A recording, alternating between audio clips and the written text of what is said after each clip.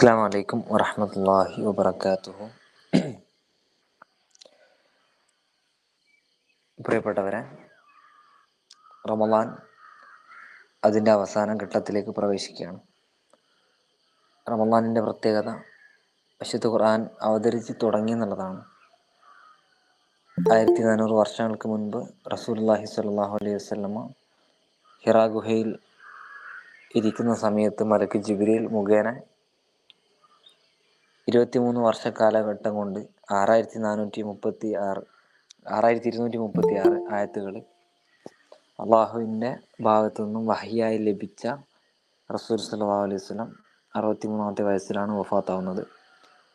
ഈ 23 വർഷക്കാലം കൊണ്ട് റസൂൽ സല്ലല്ലാഹു അലൈഹി വസല്ലമ ഓരോ വഹി ഇറങ്ങുന്ന സമയത്തും നല്ല രൂപത്തിലുള്ള വേദന, ഒരു മാതാവ് എങ്ങനെയാണോ കുട്ടിയെ ഗർഭം ധരിച്ച് പ്രസവിക്കുന്നത്, അതേപോലെ ഒരു വഹി ഇറങ്ങുന്ന സമയത്ത് റസൂൽ സല്ലല്ലാഹു അലൈഹി വസല്ലമക്ക് വേദന അനുഭവിച്ചിരുന്നതാണ്.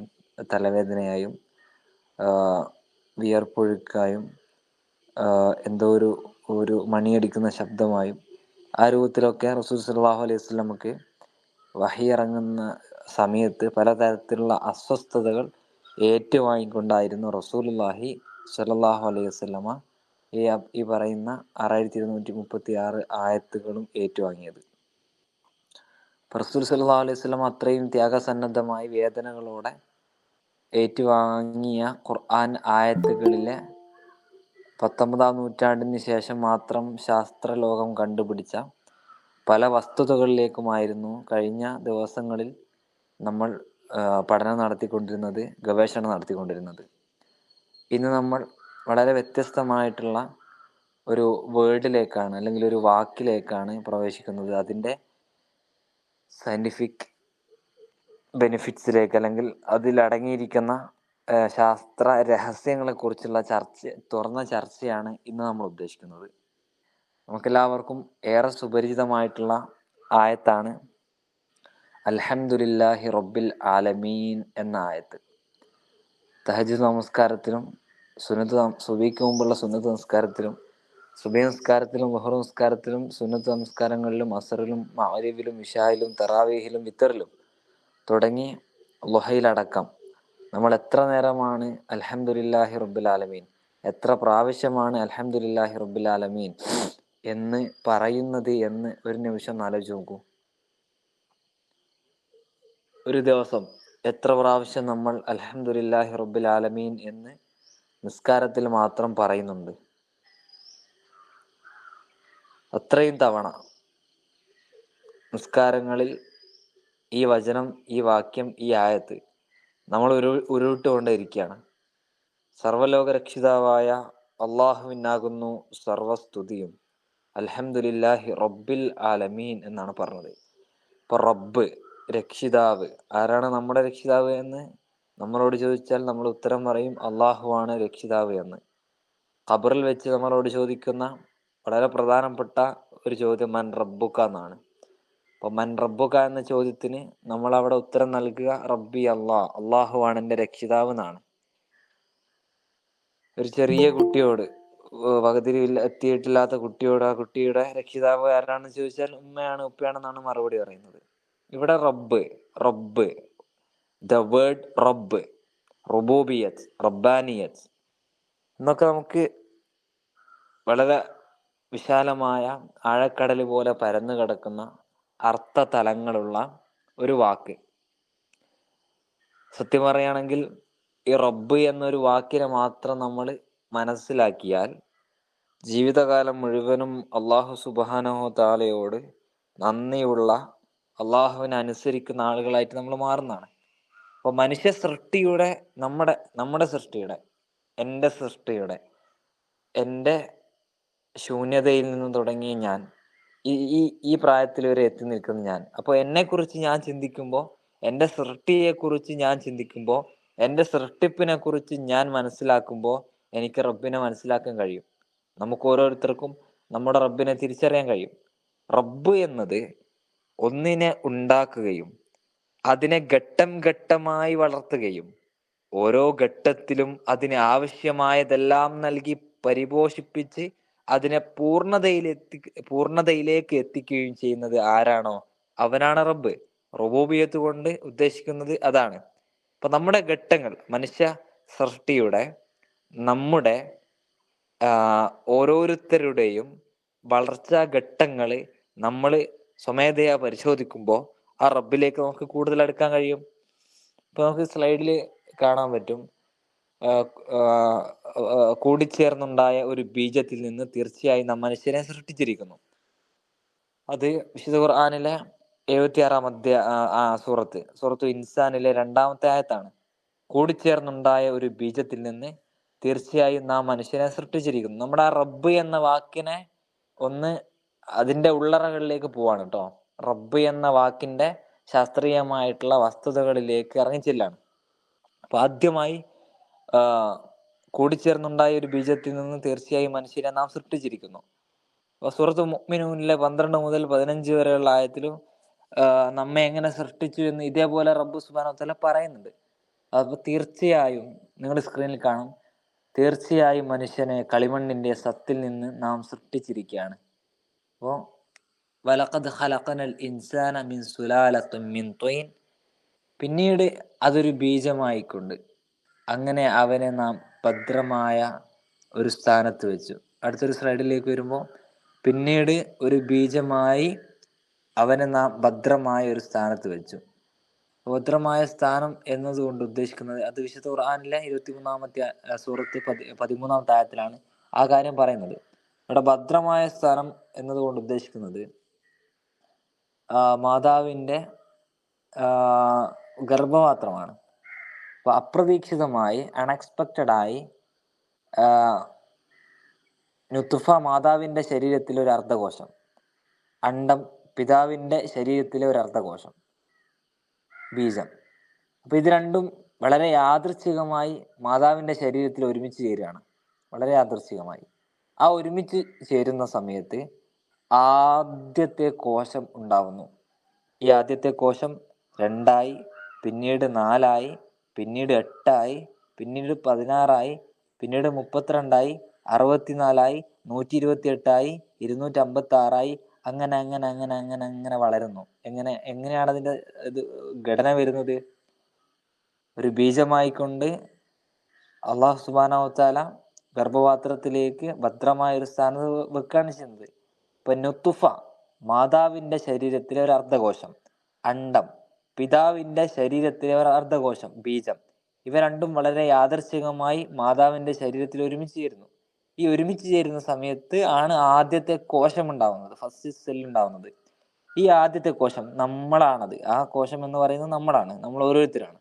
ഈ ആദ്യത്തെ കോശം 2ആയി, 4ആയി, 8ആയി, 16ആയി, 32ആയി, 64ആയി, 128ആയി, 256ആയി, അങ്ങനെ അങ്ങനെ അങ്ങനെ അങ്ങനെ വളരാൻ തുടങ്ങുന്നു. അപ്പൊ മെല്ലെ മെല്ലെ മെല്ലെ വളരാൻ തുടങ്ങുന്നു. അങ്ങനെ 9-ാമത്തെ ദിവസം ആവുമ്പോൾ അത് മെല്ലെ ഫെലോപ്പിയൻ ട്യൂബിലൂടെ പോയി ഗർഭാശയത്തിലെത്തി ഗർഭാശയത്തിന്റെ ഭിത്തിയിൽ അള്ളിപ്പിടിക്കുന്നു. ആര്? നമ്മുടെ ആദ്യ രൂപം അള്ളിപ്പിടിക്കുന്നു. 6 മുതൽ 12 വരെയുള്ള ദിവസങ്ങൾക്കിടയിൽ, ഞാനാ പറഞ്ഞത് 9-ാമത്തെ ദിവസം നടക്കുന്ന കാര്യമാണ്. 9-ാമത്തെ ദിവസം എന്താണ് നടക്കുന്നത്? ഫെലോപ്പിയൻ ട്യൂബിലൂടെ പോയി ഗർഭാശയത്തിലെത്തി ഗർഭാശയത്തിന്റെ ഭിത്തിയിൽ അള്ളിപ്പിടിക്കുന്നു. 6 മുതൽ 12 വരെയുള്ള ദിവസങ്ങൾക്കിടയിൽ 6 മുതൽ 12 വരെയുള്ള ദിവസങ്ങൾക്കിടയിൽ ഇങ്ങനെ അള്ളിപ്പിടിക്കുന്നതിന് ഇംപ്ലാന്റേഷൻ എന്നാണ് പറയുന്നത്. ഇങ്ങനെ അള്ളിപ്പിടിച്ചിട്ടാണ് ആര് വളർന്നത്? നമ്മൾ ഓരോരുത്തരും വളർന്നത്. ഇവിടെ അലഖ് എന്ന വേർഡാണ് ഖുർആൻ പ്രയോഗിച്ചത്. അത് വളരെ കൃത്യമാണ്.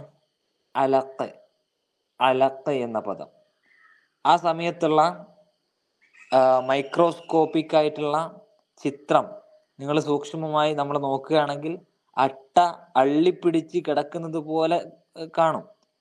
അട്ട അള്ളിപ്പിടിച്ച് കിടക്കുന്നത് പോലെ തോന്നും. അലഖ് എന്ന വേർഡിന്റെ മറ്റൊരു അർത്ഥം അട്ട എന്ന് തന്നെയാണ്. അപ്പോ വിശുദ്ധ ഖുർആൻ പ്രയോഗിച്ച ആ പദപ്രയോഗം എത്രമാത്രം ആപ്റ്റാണ്.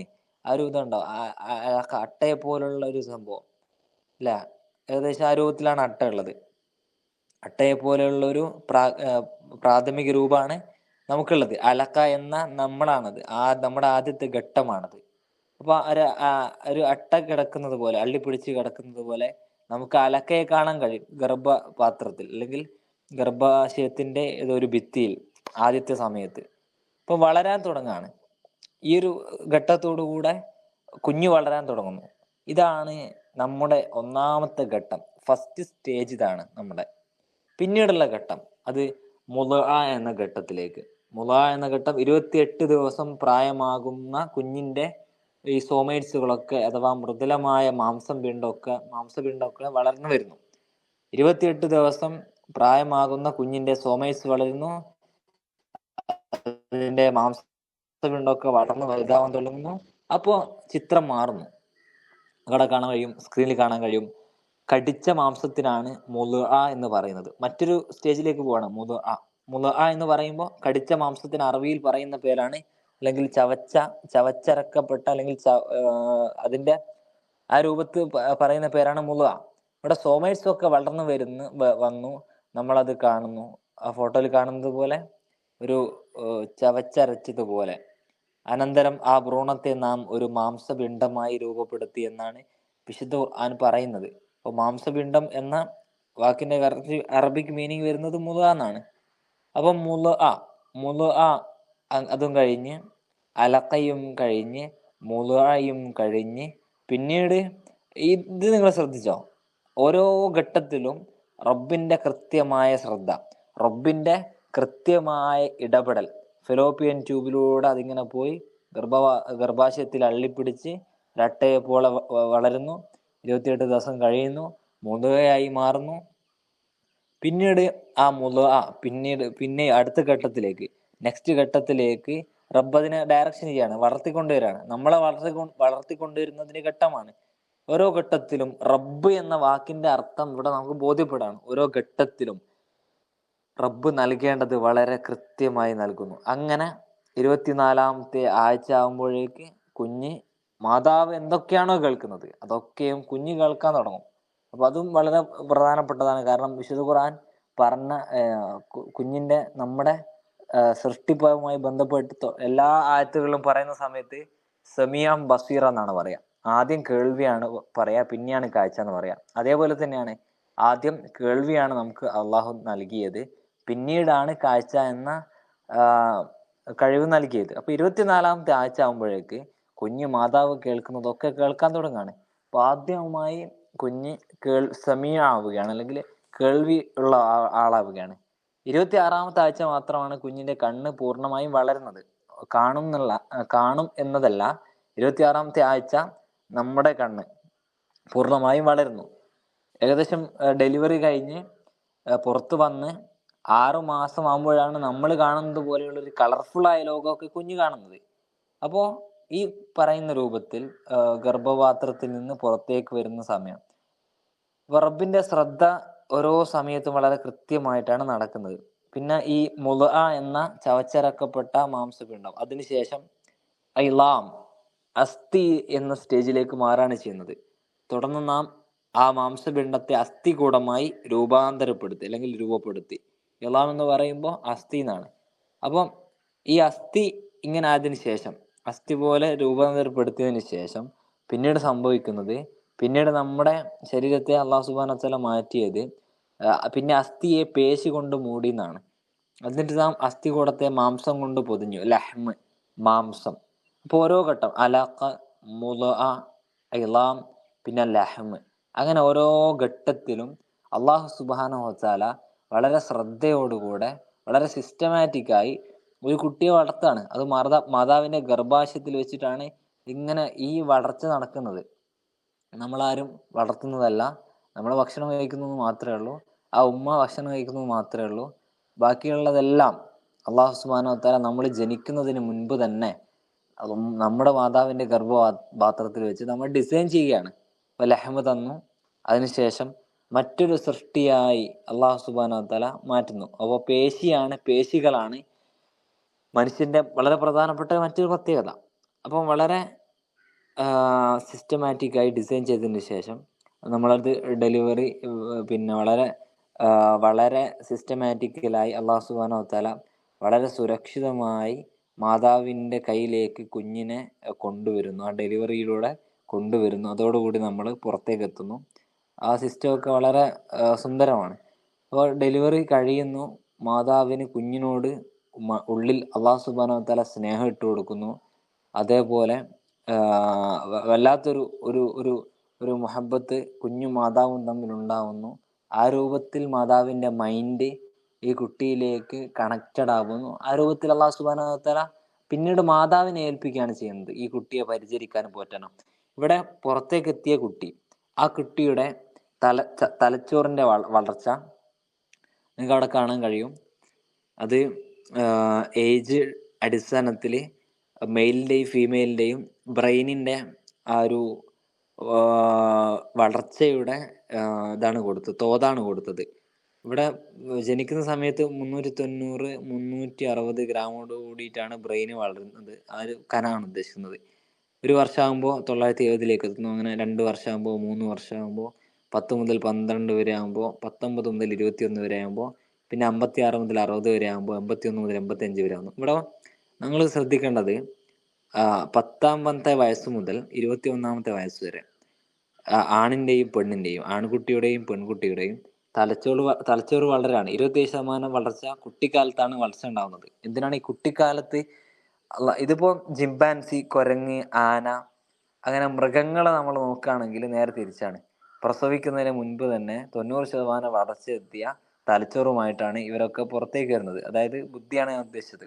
അപ്പോൾ മനുഷ്യൻ എന്തിനാണ് ഈ കുട്ടിക്കാലത്ത് 10 വയസ്സ് മുതൽ 21 വയസ്സ് വരെയുള്ള പ്രായം തലച്ചോറ് വളരുന്ന സമയമാക്കി എടുത്തത്? കാരണം കുട്ടി ചുറ്റുപാടുകളെ മനസ്സിലാക്കി, അന്തരീക്ഷത്തെ മനസ്സിലാക്കി, സമൂഹത്തെ മനസ്സിലാക്കി, അങ്ങനെയാണ് വളരേണ്ടത് എന്ന് അള്ളാഹു സുബ്ഹാനഹു വ തആല ഡിസൈൻ ചെയ്തു. അപ്പോൾ അതിനനുസരിച്ചുള്ള വളർച്ചയാണ് നമുക്ക് അവിടെ കാണാൻ കഴിയുന്നത്. അപ്പോൾ മുലകുടി പ്രായം കഴിഞ്ഞാലും മനുഷ്യക്കുഞ്ഞ് സംരക്ഷിക്കപ്പെടുന്നു. കുരങ്ങിൻ്റെയോ അല്ലെങ്കിൽ മറ്റേതെങ്കിലും ജീവികളുടെയൊക്കെ കുട്ടികൾ, ചിമ്പാൻസി, മുലകുടിക്കുന്ന രൂപത്തിലുള്ള മൃഗങ്ങളുടെ കുട്ടികൾ മുലകുടി കഴിഞ്ഞാൽ, ആ ഒരു ടൈം കഴിഞ്ഞാൽ പിന്നെ അവർ സ്വതന്ത്രരാണ്. അവർ ഓട്ടോമാറ്റിക്കലി പിന്നെ വിട്ടുപോവാണ്. മാതാവും ഈ കുട്ടിയും തമ്മിലുള്ള ബന്ധം അതോടുകൂടി മുറിഞ്ഞു പോവാണ്. പക്ഷെ ഇവിടെ അങ്ങനെയല്ല. അള്ളാഹു ഡിസൈൻ ചെയ്തത് മുലകുടി പ്രായം കഴിഞ്ഞാലും നമ്മളിങ്ങനെ പോറ്റി വളർത്തിക്കൊണ്ടിരിക്കുന്ന മാതാപിതാക്കളെ അള്ളാഹു സുബ്ഹാനഹു വ തആല അവരുടെ മനസ്സിൽ ആ രൂപത്തിലുള്ളൊരു സിസ്റ്റമാറ്റിക് ആയിട്ടുള്ള ഒരു നടപടിക്രമം ഇട്ടുകൊടുത്തു എന്നുള്ളതാണ്. ഇപ്പോൾ 15 വയസ്സ് വരെ അല്ലെങ്കിൽ പ്രായപൂർത്തിയാവുന്നത് വരെ, പ്രായപൂർത്തിയായി കഴിഞ്ഞാലും അള്ളാഹു സുബ്ഹാനഹു വ തആല മാതാപിതാക്കളുടെ കയ്യിലേക്ക് കുട്ടീനെ ഏൽപ്പിക്കുകയാണ്. ഈ സമയത്തൊക്കെ വളർച്ച ഇങ്ങനെ നടക്കുന്നുണ്ട്, ശാരീരിക അവയവങ്ങൾ വലുതാവുന്നുണ്ട്, ബുദ്ധി വികസിക്കുന്നുണ്ട്, ശരീരത്തിൽ ഓരോ മാറ്റങ്ങളും വരുന്നുണ്ട്. അങ്ങനെ അങ്ങനെ അങ്ങനെ അങ്ങനെ അങ്ങനെ വലിയ ഒരു ശരിക്കുമുള്ള യുവതിയായി 18 വയസ്സാകുമ്പോഴത്തേക്ക് നമ്മൾ മാറാണ് ചെയ്യുന്നത്. അപ്പൊ ഇതിനിടയിൽ അള്ളാഹു ഭക്ഷണം തരുന്നുണ്ട്. ആ രൂപത്തിലുള്ള എല്ലാ കാര്യങ്ങളും, ഭൗതിക സാഹചര്യങ്ങൾ, അതേപോലെ ബുദ്ധിപരമായിട്ടുള്ള കഴിവുകൾ, വിദ്യാഭ്യാസ സാഹചര്യങ്ങൾ തുടങ്ങിയ മുഴുവൻ കാര്യങ്ങളും അള്ളാഹു സുബ്ഹാനഹു വ തആല ഇങ്ങനെ ഒരുക്കി വെച്ചിരിക്കുകയാണ് നമ്മൾ ഈ ഭൂമിയിലേക്ക് വരുന്നതോടുകൂടെ. അപ്പോൾ ഈ നമ്മുടെ കുട്ടി മുലപ്പാൽ കുടിക്കുന്ന സമയത്ത് അത് അവിടെ മുതൽ തുടങ്ങാണ്. ഉമ്മയുടെ മുലപ്പാൽ കുട്ടിയുടെ തലച്ചോറിന്റെ വികാസത്തിന് വേണ്ടിയാണ്. ഉമ്മയുടെ മുലപ്പാലിൽ പ്രോട്ടീൻ 2.5 ഗ്രാം മാത്രമേ ഉള്ളൂ. പക്ഷേ കാർബോഹൈഡ്രേറ്റ്സ് ഉള്ളത് 17 ഗ്രാമാണ്. 17 ഗ്രാം കാർബോഹൈഡ്രേറ്റ്സ് എന്തിനാണ് ഈ കുട്ടി കുടിക്കുന്ന മുലപ്പാലിൽ അള്ളാഹു സുബ്ഹാനഹു വ തആല കരുതി വെച്ചിരിക്കുന്നത്? അപ്പൊ തലച്ചോറിന്റെ വളർച്ചയ്ക്ക് ആവശ്യം ഈ കാർബോഹൈഡ്രേറ്റ്സ് ആണ്. നേരെ മറിച്ച് ജന്തുക്കളുടേതിൽ നമ്മൾ നോക്കുമ്പോൾ പ്രോട്ടീൻ ആയിരിക്കും കൂടുതൽ. പ്രോട്ടീനാണ് 18-20% വരുന്നത്. കാർബോഹൈഡ്രേറ്റ്സ് 2.5 ഉള്ളൂ. പക്ഷെ അവരുടെ ബ്രെയിൻ വികസിക്കേണ്ട ആവശ്യമില്ല. അവർക്ക് മാംസമാണ് വേണ്ടത്. പശുവിൻ്റെ ഒക്കെ ആ രൂപത്തിൽ പശുവിൻ പാലിൽ പ്രോട്ടീൻ കൂടുതലും കാർബോഹൈഡ്രേറ്റ്സ് കുറവായിരിക്കും. ഇവിടെ ആ രൂപത്തിലുള്ള ജീവികൾക്കൊക്കെ മാംസമാണ് വേണ്ടത്. നമ്മുടെ മനുഷ്യക്കുഞ്ഞിന് വളരാൻ, ബ്രെയിൻ വികസിക്കാൻ കാർബോഹൈഡ്രേറ്റ്സ് ആണ് വേണ്ടത് എന്ന് അള്ളാഹു സുബ്ഹാനഹു വ തആല ഡിസൈൻ ചെയ്തു. അപ്പോൾ കാർബോഹൈഡ്രേറ്റ്സ് പോഷണം 2 വർഷത്തോളം മുല കൊടുക്കണം എന്നതാണ് പറയുന്നത്. 2 വർഷത്തോളം മുല കൊടുക്കണം എന്ന് വിശുദ്ധ ഖുർആൻ പറയാൻ കാരണം, അള്ളാഹു നിർദ്ദേശിക്കാൻ കാരണം, 2 വർഷം കണ്ടിന്യൂ ആയിട്ട് മുല കൊടുക്കുന്ന സമയത്ത് മാത്രമേ ഈ കാർബോഹൈഡ്രേറ്റ്സ് വളരെ നല്ല അളവിൽ ആ കുട്ടിയുടെ ശരീരത്തിലെത്തി തലച്ചോറിന്റെ വികാസത്തിനും വളർച്ചയ്ക്കും ആവശ്യമായ തരത്തിലുള്ള വിറ്റാമിൻസുകൾ ആ കുട്ടിക്ക് ഉണ്ടാവും. അങ്ങനെ 2 വർഷം കണ്ടിന്യൂ ആയിട്ട് മുല കുടിക്കുന്ന കുട്ടികൾക്ക് വളരെ നല്ല രൂപത്തിലുള്ള ബുദ്ധിവികാസങ്ങൾ സംഭവിക്കുന്നതായിട്ടും ശാസ്ത്രം കണ്ടെത്തിയിട്ടുണ്ട് എന്നത് ഒരു സത്യമാണ്. അപ്പൊ മുലപ്പാലിൽ പോലും അത്ഭുതപ്പെടുത്തുന്ന റബ്ബിന്റെ ഇടപെടൽ, അൽഹംദുലില്ലാഹി റബ്ബിൽ ആലമീൻ എന്ന് പറയുമ്പോൾ ഈ റബ്ബിനെ നമുക്കും നമ്മുടെ ചുറ്റുപാടുമുള്ള എല്ലാത്തിനും അതിനെ ഉണ്ടാക്കുകയും അതിനെ ഘട്ടം ഘട്ടമായി വളർത്തിക്കൊണ്ടുവരികയും ഓരോ ഘട്ടത്തിലും അതിനാവശ്യമായതെല്ലാം നൽകുകയും അതിനെ പൂർണ്ണതയിൽ എത്തിക്കുകയും ചെയ്യുന്നവനാണ് റബ്ബ്. ഇതാണ് റുബൂബിയത്ത് കൊണ്ട് ഉദ്ദേശിക്കുന്നത്. ഇവിടെ നമ്മൾ ഫാത്തിഹ ഓതുമ്പോൾ അള്ളാഹുമായിട്ടുള്ള ആ ഒരു ആദ്യ സമയത്ത് തന്നെ ഈ റബ്ബ് എന്ന് ഇങ്ങനെയൊക്കെ നമ്മൾ ആലോചിക്കുമ്പോൾ എങ്ങനെയൊക്കെ ഒരു ബീജത്തിൽ നിന്ന് തുടങ്ങി മുലപ്പാല് വരെയുള്ള ഈ ഘട്ടങ്ങൾ, ഇതൊക്കെ നമ്മളിങ്ങനെ ആലോചിച്ചുകൊണ്ട് റബ്ബ് എന്ന് പറയുന്ന സമയത്ത് ആ റബ്ബിനെ, ആ അള്ളാഹുമായിട്ടുള്ള ബന്ധം നിസ്കരിക്കുന്ന സമയത്ത് ഫാത്തിഹയുടെ ആരംഭത്തിൽ തന്നെ ദൃഢീകരിക്കപ്പെടുകയും ബാക്കിയുള്ള ക്രമങ്ങൾ, നിസ്കാരത്തിന്റെ ഓരോ ക്രമങ്ങളും വളരെ കൃത്യമായി നമുക്കത് ആസ്വദിക്കാൻ കഴിയുന്ന രൂപത്തിലേക്ക് നമ്മുടെ മൈൻഡ് സെറ്റ്, മനുഷ്യ മനസ്സ്, നമ്മുടെ എല്ലാവരുടെയും മനസ്സ് മാറുകയും ചെയ്യുന്ന അത്ഭുതകരമായ ഒരു കാര്യത്തിനാണ് റബ്ബ് എന്ന പദം മനസ്സിലാക്കിക്കൊണ്ട് നിസ്കരിക്കുന്ന, അതിൻ്റെ വളരെ ആഴത്തിലുള്ള ഡീപ്പ് സ്റ്റഡീസിലേക്ക് പോകുന്ന സമയത്ത് അത്ഭുതപ്പെടുത്തുന്ന രൂപത്തിൽ നമുക്ക് നിസ്കരിക്കാൻ കഴിയുന്നത് എന്ന് നമ്മൾ മനസ്സിലാക്കുക. അപ്പോൾ അൽഹംദുലില്ലാഹി റബ്ബിൽ ആലമീൻ എന്ന് പറയുമ്പോൾ ഈ റബ്ബിനെ കോശത്തിൽ നിന്ന് തുടങ്ങി അലക്കയായി, മുലയായി, എളാമായി, ലഹമായി, തലച്ചോറിന്റെ വളർച്ചയായി, ഉമ്മയുടെ മുലപ്പാലിൽ ഒളിപ്പിച്ചു വെച്ചിരിക്കുന്ന കാർബോഹൈഡ്രേറ്റ്സ് ആ രൂപത്തിൽ, പിന്നീടുള്ള സാഹചര്യങ്ങൾ, അങ്ങനെ നോക്കുന്ന സമയത്ത് അള്ളാഹു വളർത്തിക്കൊണ്ടിരിക്കുന്ന, നമ്മളിങ്ങനെ മരിക്കുന്നത് വരെ നമ്മുടെ കോശങ്ങൾ റീപ്രൊഡ്യൂസ് ചെയ്തുകൊണ്ടിരിക്കുകയാണ്. ഇങ്ങനെ വളർത്തിക്കൊണ്ടേയിരിക്കുന്ന, എന്നും വളർത്തിക്കൊണ്ടേയിരിക്കുന്ന, ഓരോ സെക്കൻഡിലും വളർത്തിക്കൊണ്ടേയിരിക്കുന്ന, ഓരോ സെക്കൻഡിലും ശ്വാസവും ഓക്സിജനും ഒക്കെ നൽകിക്കൊണ്ടേയിരിക്കുന്ന നമ്മുടെ സ്വന്തം അള്ളാഹു സുബ്ഹാനഹു വതആല. അപ്പൊ ഈ തരത്തിൽ റബ്ബ് എന്ന വാക്കിനെ മനസ്സിലാക്കുമ്പോൾ തീർച്ചയായും അതിൽ 1000 അത്ഭുതങ്ങൾ നമുക്ക് കാണാൻ കഴിയും. ഇൻഷാ അല്ലാഹ് ഈ രൂപത്തിൽ അള്ളാഹുവിനെ മനസ്സിലാക്കാനും അൽഹംദുലില്ലാഹി റബ്ബിൽ ആലമീൻ എന്ന് പറയുന്ന സമയത്ത് ഈ തലത്തിലേക്ക് പോവാനും നമുക്ക് കഴിയണം. അതിന് റബ്ബ് നമ്മെ എല്ലാവരെയും അനുഗ്രഹിക്കുമാറാവട്ടെ. വആഖിറു ദഅവാനാ അൽഹംദുലില്ലാഹി റബ്ബിൽ ആലമീൻ. അസ്സലാമു അലൈക്കും വറഹ്മത്തുള്ളാഹി വബറകാതുഹു.